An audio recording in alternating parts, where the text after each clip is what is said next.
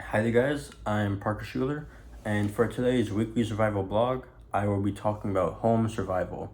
Now, for this week, I just made a list of what you need to have in your home so you are prepared for any extended emergencies. So, I'll just go throughout each item of the list and explain why that is important. So, starting off with at least a month worth of food, water, cleaning supplies, medication, and toiletries. Obviously, food and water are the most essential to have, as that's like for your own survival. But the other three are very important as well. And moving on, cash. It's important to have a good amount of cash on hand in your household. If for some reason you do online transactions, you can't use your cards, it's good to have at least a couple $1,000s in cash at their house. Moving on from there, if the power were to get cut, if you don't have any electricity, it's good to have flashlights, lanterns, and extra batteries. This way you can see in the dark when said power goes out. Move on from there, radio. Radio, very important to have as in an emergency situation. If it's a hurricane, for example, you can use the radio to tune in to local news stations or law enforcement channels or whatever spreads the news in regards to giving out hurricane information. You can use the radio to stay up to date for the news that's coming in. Moving on from there, portable chargers. Portable chargers are very good to have if the power goes out and you don't have any way to charge your phone or computer or whatever that may be. At least you have a portable charger that can put power in it in the meantime. And move on from there, if you have any pets, extra pet food and water. It's very important to have to be stockpiled and have it prepared. Now, I have two cats, so that's why I have this included on my list as very essential to have. Moving on from there, garbage bags and Ziploc bags. To have a bunch on hand, simply to put trash in, to put items in Ziploc bags, stuff like that. Going from there, a first aid kit. Very important to have in your household if anybody in your home were to get injured, or if your neighbor, for example, was to hurt themselves, then you can have a first aid kit to help said person. Going off from there, a fire extinguisher. Fire extinguisher, very essential to have in any home, I think. Nonetheless, if there's an emergency or not, as can put out a fire. Pretty essential and basic to me. So if something sparks, if they start a fire, if you have a stove fire, a cooking fire, have a fire extinguisher on hand. Very good to have.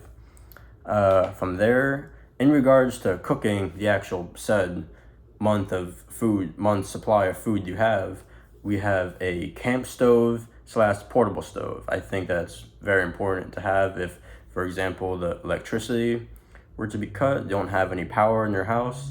It's good to have a camp stove or a portable stove that you can grill on. And for how you would use that stove is to make sure you have a stockpile of propane. As propane, that's how do you fuel said stove. So very important to have. Moving on from there, a generator. A generator is one of, if not the most important thing to have in a hurricane, in my opinion. As we used our generator last year to help our house get the electricity, and so I think that's a very essential thing to have. And going along with the generator, it's also important to have extra oil. So, as for example, last year we were using a generator a good amount, and it was starting to get not worn, but it wasn't running as well. So we had to put extra oil in it. So extra oil on hand for a generator, very important to have. And also it's also good to have multiple 5-gallon gasoline canisters to fuel said generator, as well as fuel your vehicles that you have. And this also relates to hurricane, obviously. So hurricane shutters, very important to have for your house to be prepared. It can protect your home from debris, from flooding, from a bunch of other elements. So very important to have during hurricane season.